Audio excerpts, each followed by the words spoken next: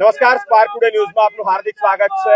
માંજલપુર વિધાનસભાની પેટા ચૂંટણી અને પેટા ચૂંટણીનો 11મો રાઉન્ડ મતગણતરીનો પૂર્ણ થયો છે। ભારતીય જનતા પાર્ટીના ઉમેદવાર સતીશ પટેલ હાલ અત્યારે 17,000 કરતા પણ વધારે મતોથી આગળ છે। જે પ્રમાણે જીતના જશ્નની ઉજવણી હાલ અત્યારે અહીંયા કરી દેવામાં આવી છે મતકેન્દ્રની બહાર, અને તમામ જે કાર્યકર્તાઓ છે તેઓમાં ઉત્સાહ જોવા મળી રહ્યો છે। 17,198 મતોથી જ્યારે આગળ હોય અને તે જ અંતર્ગત પાર્ટીના જે પૂર્વ નેતાઓ છે તેઓમાં પણ ઉત્સાહ જોવા મળી રહ્યો છે। મહિલાઓ તો ગરબે ઘૂમ્યા, પરંતુ સાથે સાથે સંગઠન, આ પાર્ટી એક રાજનૈતિક પાર્ટી કે જેનું તળિયેથી લઈ નડિયા સુધીનું શાસન હોય અને એની જે તાકાત છે એ પાયાનો કાર્યકર્તા છે, બુથનો કાર્યકર્તા છે। સતીશભાઈ પટેલ કે જો 17,198 મતોથી આગળ હોય, મારી સાથે પૂર્વ પ્રવક્તા અને પૂર્વ મેયર ભરતભાઈ ડાંગર જોડાયા છે। ભરતભાઈ, શું કહેવા માંગો છો? તો 11મો રાઉન્ડ થયો છે, ત્યારે પહેલા જ તમે કહી દીધું કે જીત અમારી નિશ્ચિત છે, કયા કારણો હોઈ શકે? અમને વિશ્વાસ એ માંજલપુરના સમજુ, શિક્ષિત અને સુજ્ઞ મતદાર ભાઈઓ બહેનો ઉપર છે। અમને વિશ્વાસ છે માનનીય પ્રધાનમંત્રી મોદી સાહેબે જે પ્રકારે દેશની સેવા કરી છે, જે પ્રકારે વિકાસના કામો કર્યા છે, જે પ્રકારે જન કલ્યાણકારી યોજનાઓ થકી ઘર ઘર સુધી કલ્યાણનો દીપક પ્રજ્વલિત કર્યો છે, જન કલ્યાણનો, એના ઉપર અમને વિશ્વાસ છે। અને એટલા જ માટે માંજલપુરે હંમેશા, વડોદરા શહેરે હંમેશા એ ભારતીય જનતા પાર્ટીના ઉમેદવાર ઉપર પોતાના આશીર્વાદ અને પ્રેમ વરસાયો છે।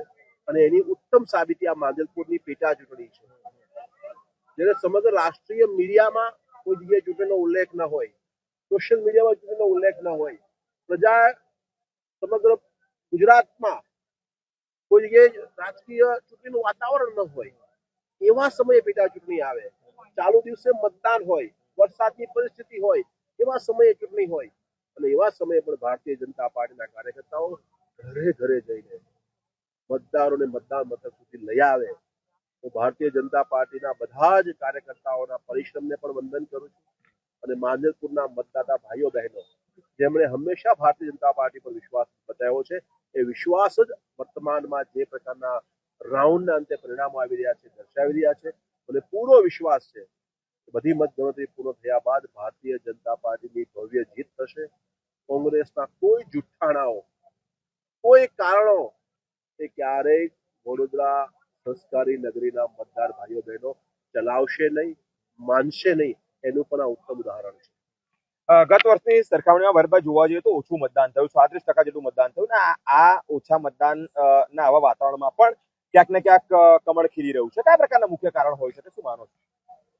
મતદાન ઓછું થવાનું મેં શરૂઆતમાં જે પ્રકારે આપણને કહ્યું કે ચૂંટણીનું વાતાવરણ નથી, પેટા ચૂંટણી તરત જાહેર થઈ, સમય ખૂબ ઓછો છે, નેશનલ મીડિયા, સોશિયલ મીડિયામાં અલગ વિષયો ચાલે છે, એવા સમયે મતદાન થાય, ચાલુ દિવસે મતદાન હોય, વરસાદની પરિસ્થિતિ હોય, પેટા ચૂંટણી હોય, રાજ્યની શાસન વ્યવસ્થામાં જે ચૂંટણીના આધારે કોઈ ફરક નથી થવાનો। ભારતીય જનતા પાર્ટીનું શાસન ગુજરાતમાં છે અને રહેવાનું છે, એમાં કોઈ ફરક આ ચૂંટણીને કારણે નથી થવાનો। એટલા માટે થઈને એટલી જનજાગરણની કાર્યક્રમો, એટલા જનજાગૃતિ લોકોમાં વચ્ચે ચર્ચાનો વિષય એટલો બધો ન હોય, એટલે સ્વાભાવિક પેટા ચૂંટણી હોય એના અંદર મતદાન ઓછું થતું હોય છે। પરંતુ ઓછા મતદાનમાં પણ જે મતદાન મથક સુધી પહોંચ્યા, જે મતદાર ભાઈઓ અને બહેનો મતદાન મથક સુધી ગયા છે, એમણે ભારતીય જનતા પાર્ટી પર વિશ્વાસ, ભારતીય જનતા પાર્ટી પર આશીર્વાદ વરસાવ્યા છે। એનું પણ આ ઉત્તમ ઉદાહરણ આ માંજલપુરની પેટા ચૂંટણી છે।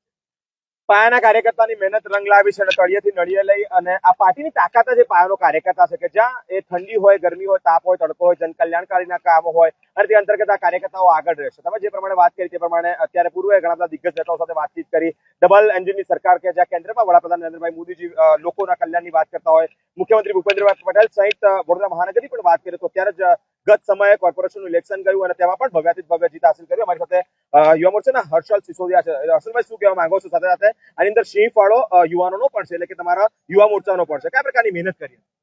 ખૂબ સરસ વાત છે। ભારતીય જનતા પાર્ટીના યુવા મોરચો હોય, મહિલા મોરચો હોય કે આખી ભારતીય જનતા પાર્ટીની ટીમ હોય, તમામે મહેનત કરીને માંજલપુર વિધાનસભાની જીત જે દિવસે ઉમેદવાર ડિક્લેર થયા તે જ દિવસે નક્કી થઈ હતી। જનતાનો આશીર્વાદ જે પ્રમાણે ભરતભાઈ કીધું એ પ્રમાણે ભારતીય જનતા પાર્ટીના સાથે છે। એ પ્રકારની કોઈ પણ પરિસ્થિતિમાં ભારતીય જનતા પાર્ટીનો કાર્યકર્તા અને જનતા સાથે રહીને જે મતદાન કર્યું છે બદલ જનતાનો પણ ખૂબ આભાર માનીએ છીએ। અને માંજલપુર વિધાનસભાની આ જીત એ ભારતીય જનતા પાર્ટીની કાયમી જીત છે। ભારતીય જનતા પાર્ટીનો આ ગઢ કહેવાય છે, ત્યાં ફરી આટલા ઓછા મતદાનમાં પણ આટલી સારી લીડથી ભારતીય જનતા પાર્ટીના ઉમેદવાર વિજય બન્યા છે. એ બદલ એમને અભિનંદન પાઠવું છું અને જનતાનો ખૂબ આભાર માનું. 11મો રાઉન્ડ પૂર્ણ થયો છે અને ત્યાર પહેલા જ ભારતીય જનતા પાર્ટીના તમામ જે કાર્યકર્તાઓ છે, દિગ્ગજ નેતાઓ છે, સાથે સિનિયર ધારાસભ્યો પણ આવ્યા છે. તેઓ કહી રહ્યા છે કે અત્યારથી જ અમે જીત અમારી થઈ ચૂકી છે. ભાજપ જીતી ગયું છે, સતીશભાઈ પટેલ જીતી ગયા છે અને સતીશભાઈ પટેલ એ જીત્યા હોય ત્યારે માંજલપુર વિધાનસભાના લોકોએ તેમના પર વિશ્વાસ મૂક્યો છે. તેમના પર વિશ્વાસની સાથે સાથે કેન્દ્રમાં વડાપ્રધાન નરેન્દ્રભાઈ મોદીજી પર વિશ્વાસ મૂક્યો છે, ભૂપેન્દ્રભાઈ પટેલ પર વિશ્વાસ મૂક્યો છે, ભારતીય જનતા પાર્ટીની સરકાર પર વિશ્વાસ મૂક્યો છે અને જેને લઈને આ તમામ જે રેકોર્ડ બ્રેક કહેવાય કે બહુ ઓછું મતદાન કહેવાય, 37% મતદાન થયું અને તેમાં પણ આટલું બધું લીડ એ સતીશભાઈને મળતો હોય તો મોટી એક વિષય એ છે, ચર્ચાનો વિષય છે કે ભારતીય જનતા પાર્ટી તરફ લોકો આકર્ષાય છે. ભારતીય જનતા પાર્ટીના કામકાજથી તેઓ પણ પ્રચલિત થયા છે, સાથે સાથે વિશ્વાસ પણ મૂક્યો છે. મોટી એક અપડેટ એ છે કે હજુ હાલ ત્યારે તમામ રાઉન્ડ પૂર્ણ નથી થયા, ત્યાર પહેલા જ 15,000 કરતા પણ વધુ લીડોથી સતીશભાઈ પટેલ આગળ હોય ત્યારે વિજયનો વિશ્વાસ વ્યક્ત કરતા તમામ કાર્યકર્તાઓ, દિગ્ગજ નેતાઓ નજરે આવ્યા છે. અલગ અલગ અપડેટ આપ સુધી પહોંચાડવાનો પ્રયત્ન કરતા રહેશો. તમામ અપડેટ જોવા માટે અમારી સાથે સ્પાર્ક ટુડે ન્યૂઝ પર જોડાયેલા રહો. કેમેરાના અભિરાજ સૈયદ સાથે હું Biren, spark today news, Vadodara.